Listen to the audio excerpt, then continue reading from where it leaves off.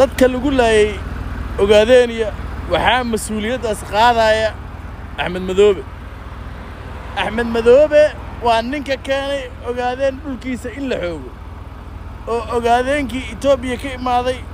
ay dhul ogaadeen kale oo reewaamo la dhahay ay leeyihiin ay xoogayaan mar hore idin sheegay dhulkaadii haddaad ka soo tagto dhul kale aad dhulkaada la xoogaya ogaadeeni waxaa la keeni doonaa madaxweyne isaaq ah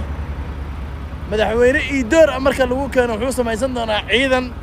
liu booliis oo kale ah ogaadeenka joogana waa la xaaqayaa kuwa Kismaayo joogana ma soo noqonayaan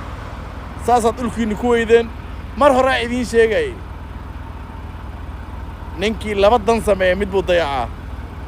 adinka dhulkiina baad soo dayacdeen heer waxaa la gaaray maanta oo qof kasto idin la deganaa dadkii meesha minority ku ahaa ay dhulkiina xoogayaan dhulkiina hadda wuxuu gaaray heer lagu tartamo oo dadkii idin la noolaaba raba inay idinka xoogaan oo ay sukaansadaan prime minister hadda jooga Abiy Ahmed ay dhahan meesha anaga madaxweyne nooga dhig dadka Soomaaliya u guureen mar dhow dhulkiina la idinka rari doono maxaa keenay in aad dhul aydan lahayn oo ogaadeen kale leeyahay aad weerartaan oo ogaadeenkii dhulka laha ee rawaamaha aad leysaan maanta heer waxaa la gaaray iidoor idin soo weeraro oo baabaha idinka dhigo meesha ciidan ma jooga maati baa joogta this is the time lidinka faa'iideysan karo dhulkana lidinka qaadan karo Abiy Ahmed waa nin barta u dulash haday maanta iidoorku lacag siiyaan madaxweyne iidoor uu sameynaya ciidamana waa keenaya dhagaha lidinka garaacaya